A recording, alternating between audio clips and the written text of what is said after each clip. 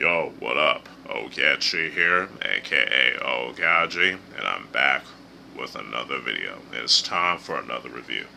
Now, before I continue on, excuse me, I have to burp.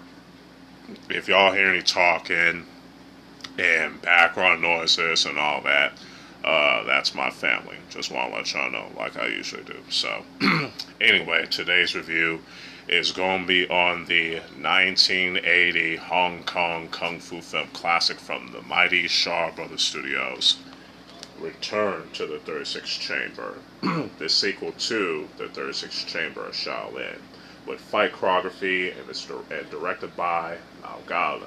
And it stars Lau Ga-Fai, aka Gordon Liu, Wong Wai, Su-Hao, Carl Wai, aka Carl Hui, Kong Do, Leung, Chen Liu-Do, King Lee, King-Chu, King-Chu, excuse me, Yeung Ching-Ching, Chen-Su-Cha, and many more. You know what I'm saying?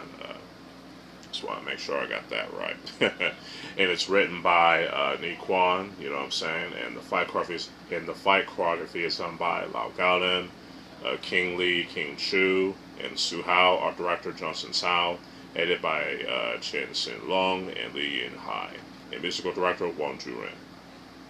And cinematography is done by Chang. Yeah, sorry about that, y'all. Brain farts here and there, and I got tongue-tied and shit. So, now, just want to make sure to let y'all know that I'm going to use disc number 2 of volume 2 of the Arrow video Blu-ray collection of the Shaw Bros. Films called Shaw Scope Volume 2. So I'm going to use disc 2, which also includes Disciples of the 36th Chamber. And I'm going to use this particular booklet here to read the plot of this movie. So, yeah, here goes, y'all. During the Qing dynasty, the unscrupulous Wang Gaofeng owns a dye mill and engages Manchu thugs to persecute his employees.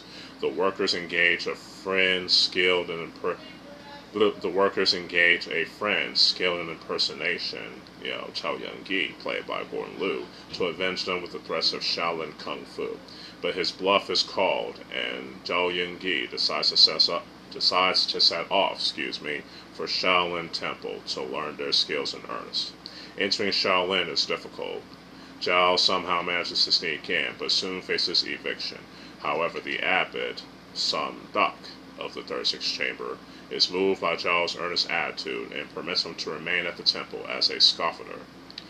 Zhou is thus able, in the course of his work, to observe the secret training of the 36th Chamber of Shaolin and absorb its skills. The scaffolding is finally completed, and Zhao must leave the temple, disappointed at that.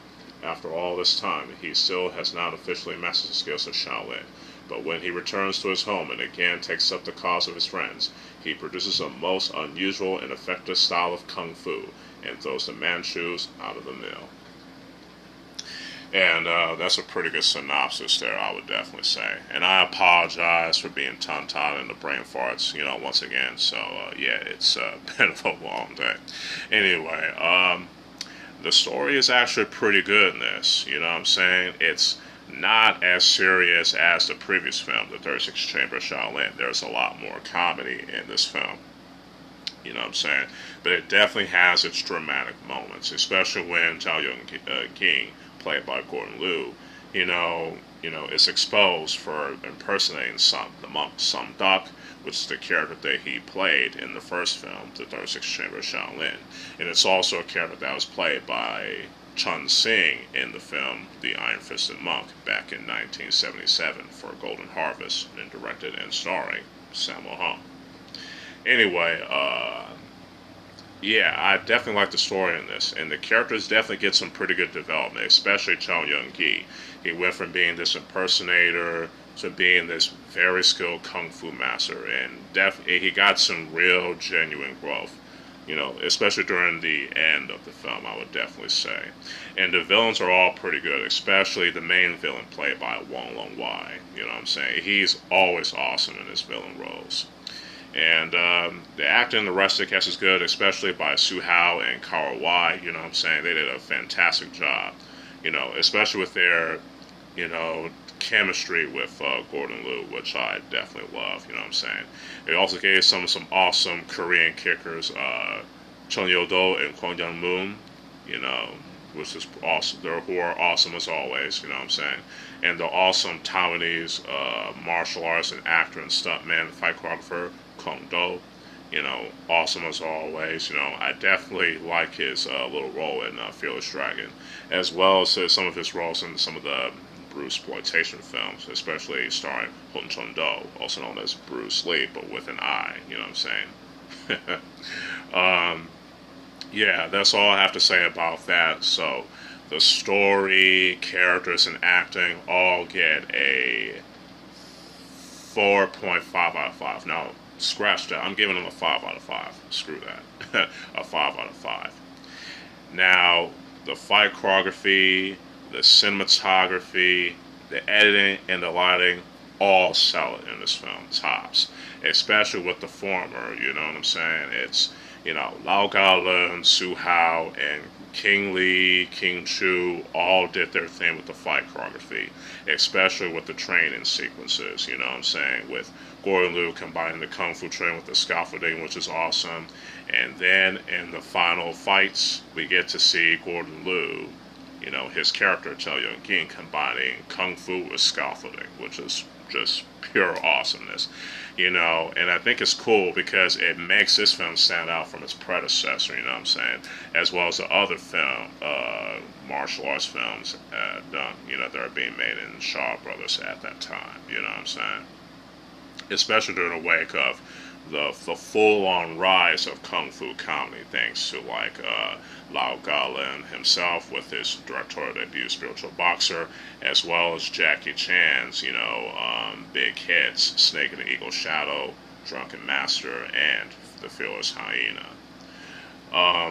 You know, the final fight is just pure, it's just pure old school kung fu-ness that y'all can't get enough of. I'm sorry, y'all. I'm trying to put this into words that, you know, but y'all get what I'm saying. You know, the fight choreography was very the fight scenes were very well shot, edited, and lit. You know what I'm saying?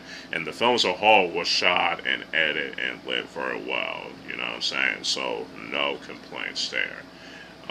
You know what I'm saying? You know, even though it's mostly shot in the Shaw Brothers Studios, you know, it definitely did its job of making it convincing enough to take you to the place of Qing Dynasty China.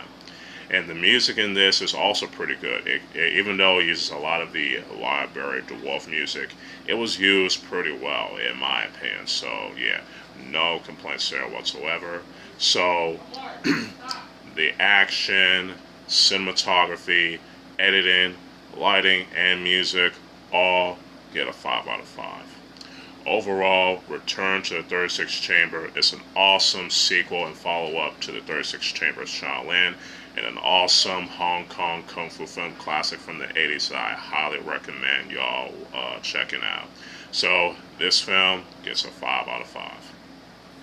Hopefully y'all enjoy this review despite some of the hiccups and brain farts of being tongue-tied here and there, and all the background noises, you know, over there as well. So again, I apologize for that. That is my family. So yeah, let me know what y'all think about Return to the 36th Chamber in the comments below if y'all watched it already. Y'all can also follow me in my other social media accounts. If y'all like this video, y'all can hit that like button below, share it, subscribe to the channel, and hit that bell to keep y'all notified, and stay tuned for more other reviews and more other videos along the way. So all that said, this is your boy Ogechi Aghaji, aka Oaghaji, aka the Pervy Sensei, signing out. Peace.